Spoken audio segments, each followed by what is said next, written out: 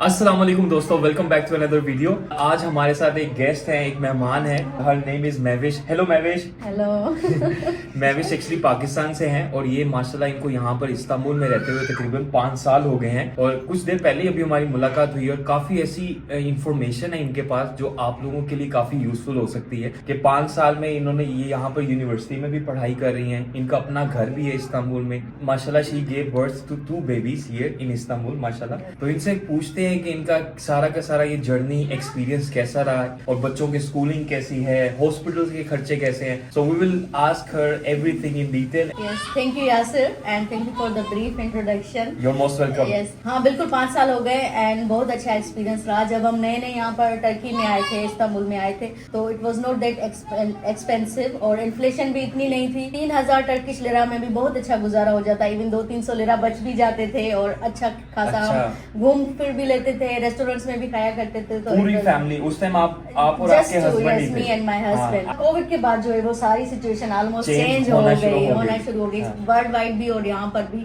तो आजकल जो है अगर हम 30,000 टर्किश लिरा भी अर्न करते हैं तो I guess it's enough for a couple to live here if they have their own house. Like we have their our own house, so we don't have to pay for the rent. हमें rent नहीं भरना पड़ता। तो kids हैं और खर्चे हैं like their health. माशाल्लाह they are going very reasonable. 30,000 तो मेरा अकेले का खर्चा हो जाता है। नो, 30,000 में हम घूमना फिरना इंक्लूड नहीं करते। इट्स जस्ट यूटिलिटीज, ग्रोसरी और हेल्थ, दैट्स इट। बाकी जो एक्स्ट्राज होते हैं लाइक घूमना फिरना, रेस्टोरेंट्स में खाना या कभी हम बाहर गए तो उसके हम 5 to 10,000 रखते हैं अलग से। यस, आई थिंक आपके लाइफस्टाइल पे डिपेंड करता है कि आपकी जिंदगी कैसी है। आप रोज अगर रेस्टोरेंट में बाहर खाना खाएंगे तो ऑब्वियसली एक्सपेंसेस बढ़ जाते हैं। लेकिन अगर आप ग्रोसरी वगैरह से अपनी शॉपिंग कर लें, महीने का सामान ले आए, घर पे कुकिंग वगैरह करें तो आपका रीजनेबल हो जाता है। खास करके अगर आप अपने बच्चों के साथ आते हैं, पूरी फैमिली के साथ आते हैं और इस रिस्क पर आते हैं कि हम जाएंगे, कुछ ना कुछ जॉब कर लेंगे, काम कर लेंगे और हम सेटल हो जाएंगे, तो इट्स नॉट लाइक दिस। इतना इजी नहीं है सेटल होना। उसके लिए रिसोर्सेज चाहिए, टाइम चाहिए। अगर आप रेंट पर रह रहे हैं तो मिनिमम जो है 20 to 30,000 आप इस्तांबुल में 1 बेडरूम या 2 बेडरूम अपार्टमेंट्स का आपको रेंट पे करना पड़ेगा। उसके अलावा आपके बिजली के बिल है, दूसरे खर्चे हैं। लेकिन डराने की भी जरूरत नहीं है लोगों को। Let me explain you. आपको डरने की भी जरूरत नहीं है, लेकिन एक अच्छा प्लान होना चाहिए कि आपको हम ये इन्फॉर्मेशन इसलिए दे रहे हैं जब भी आप आए अपनी, स्पेशली अगर आप अपनी फैमिली के साथ आ रहे हैं तो काफी चीजें आपको मद्देनजर रखनी पड़ती है ताकि आपको यहाँ पर प्रॉब्लम ना फेस करने को मिले।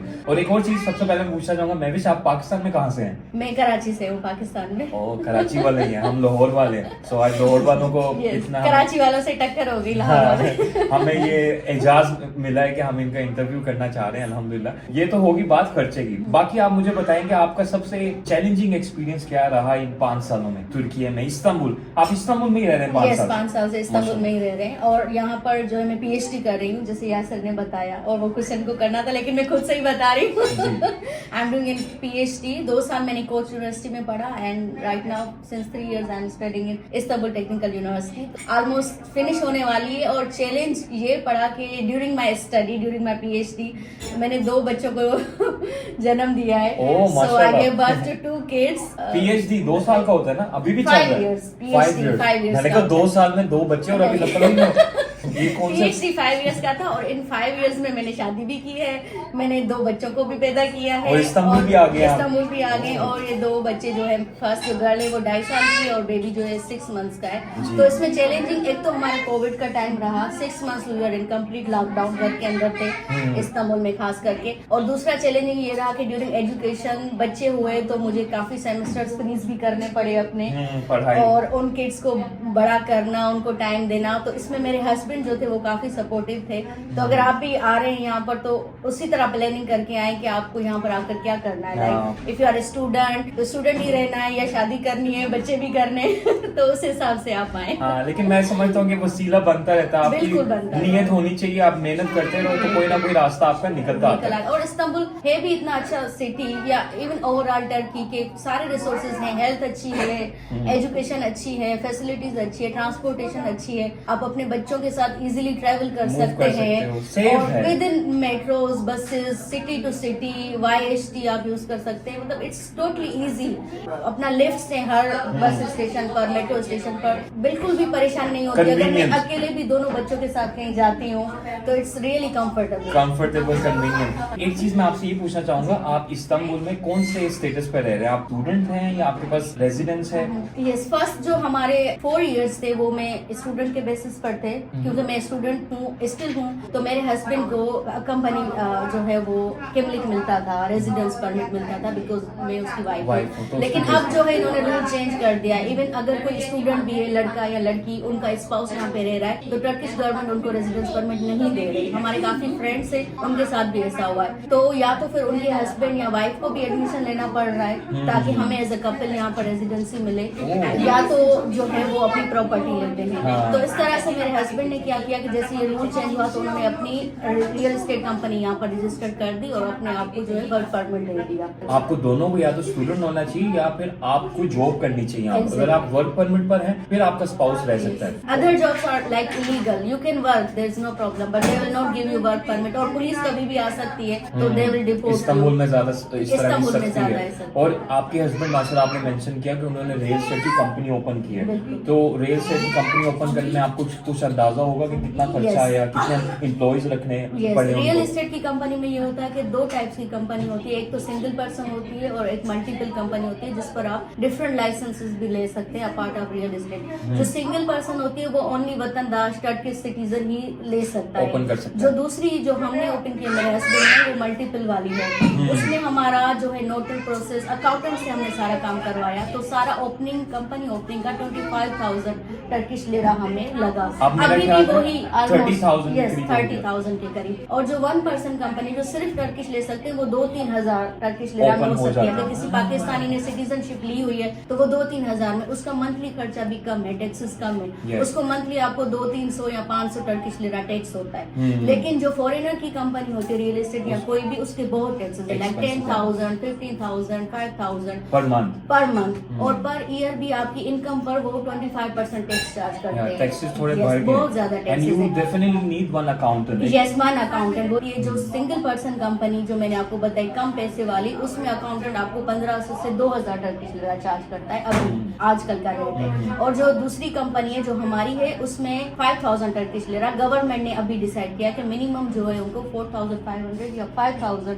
देने हैं per month per accountant month. ये को। तो थोड़ा- वही सारा मैनेज करते हैं, सारा सिस्टम, टैक्सेस वगैरह। और एम्प्लॉयज इनिशियली जरूरत नहीं होती। 1-1.5 साल तक आप वर्क फ्रॉम होम भी कर सकते हैं, अपने घर को एड्रेस बता सकते हैं वर्क प्लेस virtual का। address. जी, वो आते हैं, विजिट भी करते हैं, पुलिस भी आती है, लेकिन देयर इज नो प्रॉब्लम। 1-1.5 साल के बाद वो कहते हैं कि आपकी ऑफिस आप शो करें कि आपकी ऑफिस होनी चाहिए, इनकम आ रही है तो ऑफिस कहाँ है, एम्प्लॉयज कहाँ है। तो वो 1.5 साल के बाद प्रोसेस स्टार्ट होता है। और मिनिमम अगर आपके पास 8 एम्प्लॉयज हैं तो उसकी बेसिस पर आप वर्क परमिट भी अप्लाई कर सकते हैं। Very nice. Now I have a question. आपने जैसा बताया कि 5 साल के अंदर माशाल्लाह आपके 2 बेबीज हुए। हॉस्पिटल का आपका एक्सपीरियंस था, वो कैसा रहा? यहाँ पे सर्विसेज कैसी थी? इवन इन इस्तांबुल में सारी फैमिलीज जो देखती हैं उनको बताना चाहूंगी कि लैंग्वेज बैरियर बहुत है गवर्नमेंट हॉस्पिटल्स में। गवर्नमेंट हॉस्पिटल्स में आप जाएंगे तो आपको ट्रांसलेटर्स नहीं मिलेंगे। इसलिए मेरी दोनों प्रेगनेंसीज में हमने प्राइवेट हॉस्पिटल्स को ही परसू किया, क्योंकि वहाँ पर ट्रांसलेटर्स होते हैं। तो इनिशियली भी क्योंकि मुझे टर्किश कम आती थी, अब तो अल्हम्दुलिल्लाह काफी आती है, लेकिन फिर भी हमने उनकी बेटर सर्विसेज और लैंग्वेज इशू बेसिकली इसके लिए हमने उनको प्रेफर किया। और अच्छे डॉक्टर्स बहुत अच्छे हैं, Yes. बहुत अच्छा ट्रीट भी करते हैं। एंड मेरे दोनों सी सेक्शन हुए थे और अल्हम्दुलिल्लाह मैं विद इन 2 वीक्स जो है हील हो गई थी। तो हमने इसलिए प्राइवेट हॉस्पिटल्स को परसू किया, लेकिन गवर्नमेंट हॉस्पिटल्स भी बहुत अच्छे हैं यहाँ पर। It depends on area to area as well. Pakistan में काफियों का एक्सपीरियंस अच्छा नहीं होता, लेकिन यहाँ पर गवर्नमेंट हॉस्पिटल्स भी बहुत बहुत अच्छे अच्छे हैं, हैं। सारी फैसिलिटीज हैं। सिर्फ छोटा सा प्रॉब्लम होता है लैंग्वेज बैरियर। अगर आपके पास यहाँ की इनकी होती है सेगी की health insurance, government health insurance, अगर वो आपके पास है फिर तो आप समझें कि आपका मुफ्त इलाज होता है यहाँ के हॉस्पिटल्स में। Wow. Even in private hospitals as well आपको 60 to 80% ऑफ मिल जाता है। तो वो एक आपका लग्जरी ट्रीटमेंट भी होता है Wow. इतने कम कॉस्ट। गवर्नमेंट हॉस्पिटल्स हैं, उनका इंफ्रास्ट्रक्चर बहुत खूबसूरत है। आप अंदर जाओ ना, आपको लगता ही नहीं आप हॉस्पिटल पे आए हो। ऐसा लगता है जैसे किसी कैफेटेरिया में या इस या तरह का। गवर्नमेंट हॉस्पिटल तो फील ही नहीं कोई होगा फीलिंग नहीं आपको। आती। वो तो हमारे उधर होता है ना कि कोई इधर anyways. Yes. So hospital services are really good. तो आपको ऐसा फील नहीं, क्योंकि यहाँ पर आप और आपके हस्बैंड अकेले थे, तो आपको ऐसा फील नहीं हुआ कि मेरी मदर साथ होती या मदर इन लॉ साथ होती, सास होती साथ, तो वो हेल्प कर सकती, जी। वो नहीं आ सके होंगे, right? Yes, like for my first baby she was premature baby, तो वो नहीं आ सकी थी एंड टाइम पर, तो उनको 2-3 दिन डिले हो गया था, लेकिन फिर भी सब चीज बहुत स्मूथ चल रही थी हाँ। हॉस्पिटल में। They were taking care of me a lot, और बेबी भी NICU में थी क्योंकि वो प्रीमेच्योर थी, तो हम जो है फिर भी सेटिस्फाइड थे। और प्रीमेच्योर बेबी आप सोचिए 36 वीक में उसकी पैदाइश हुई है, फिर भी दे सेव्ड हर, अल्हम्दुलिल्लाह। शी वाज अल्हम्दुलिल्लाह। So critical, she was just 60 grams in weight, not Wow. even 1 kg. So अल्हम्दुलिल्लाह। इवन उसके बाद मैंने रिसर्च की कि मुझे पता चला कि यहाँ पर प्रीमेच्योर बर्थ का बहुत रेशो है, क्योंकि मदर्स जो है वर्किंग भी हैं, स्मोकिंग भी करती हैं, कुछ और हेल्थ इश्यूज, तो प्रीमेच्योर बर्थ बहुत होती तो है। वो रेडी थे इस तरह तो की? हाँ, यहाँ पर जितने भी हॉस्पिटल्स हैं, गवर्नमेंट या प्राइवेट, वो ऑलरेडी रेडी होते हैं और उनके पास इन चीज के स्पेशल डॉक्टर्स भी हैं। Wow. लेकिन अल्हम्दुलिल्लाह मेरा जो सेकंड चाइल्ड था वो अपने टाइम पर हुआ, he is 6 months old now, तो मेरी माशाल्लाह। मदर ऑलरेडी आ गई थी और वो सारी चीज स्मूथली हो गई। एंड वन मोर थिंग,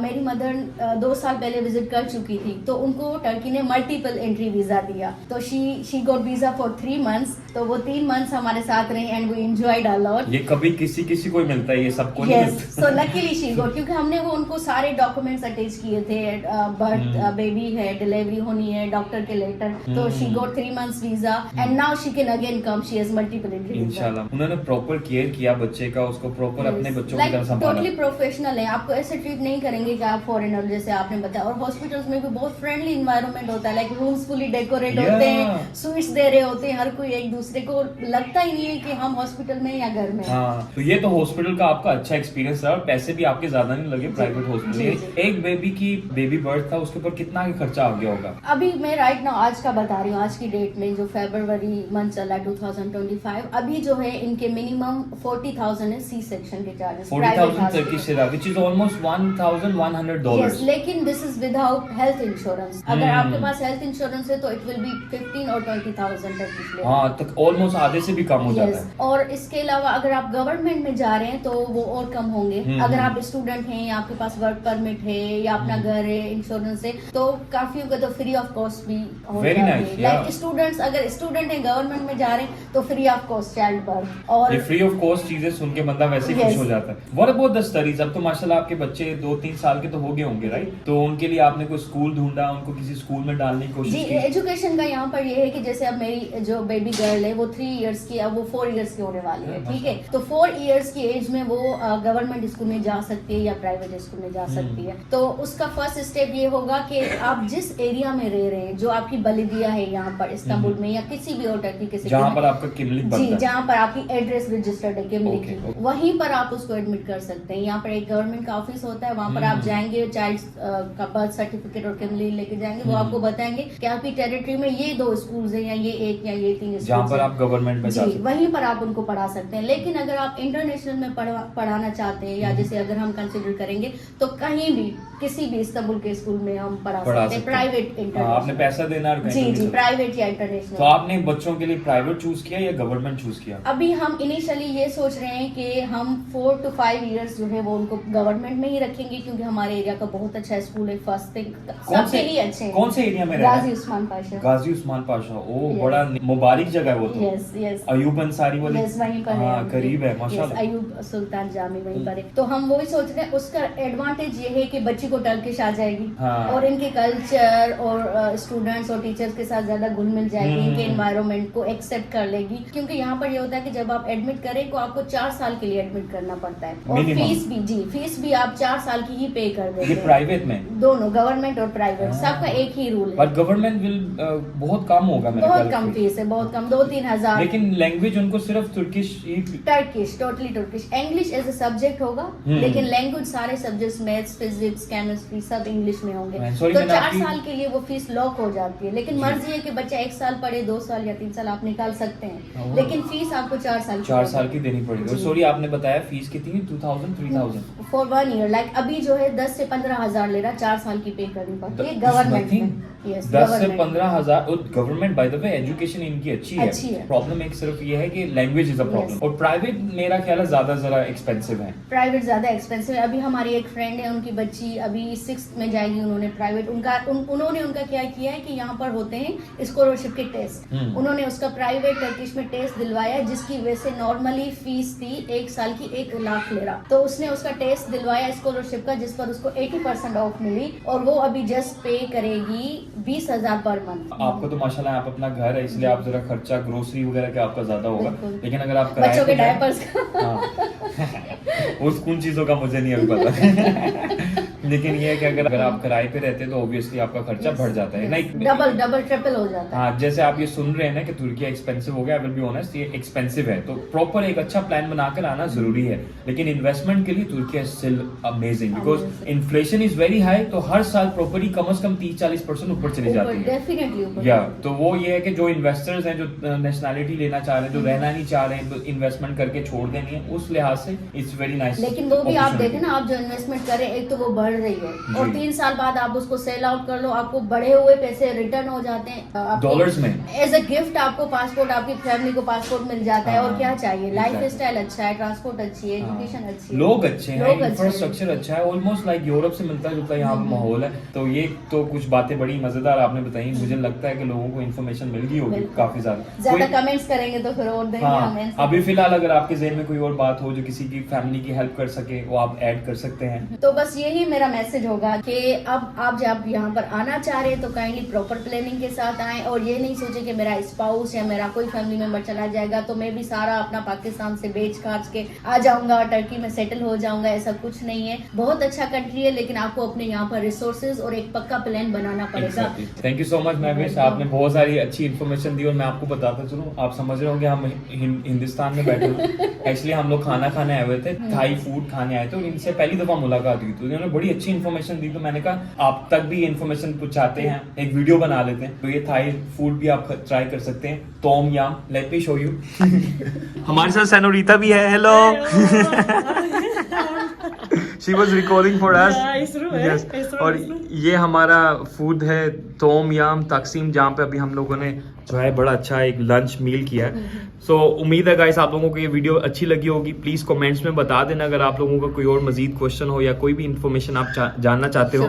हम इंशाल्लाह महविश के साथ अब इस्तांबुल तो चक्कर लगता ही रहता है। इवन नेक्स्ट हम स्टूडेंट्स के बारे में एक complete informative video and by the way she is also an influencer, इनका भी इंस्टाग्राम है जहाँ पे ये अपनी डेली लाइफ से रिलेटेड या ट्रैवल से रिलेटेड वीडियोस बनाती रहती हैं। तो काइंडली आप अपना बता दें चैनल। यस, अब्बासी महविश और Mahvish Abbasi, you can search Abbasi Mahvish या महविश अब्बासी के नाम से इनका इंस्टाग्राम है, आप उसको भी देख सकते हैं कि एक Pakistani independent women, family women Istanbul में किस तरह की वीडियोस बनाते हैं, देखना और मुझे भी बताना। Thank you. So thank you so much guys, please comment जो भी आपके क्वेश्चंस हो, अगर ये वीडियो अच्छी लगी हो तो इसको लाइक कर देना एंड सब्सक्राइब। मिलेंगे सून, टेक केयर, अल्लाह हाफिज, शोर आउट।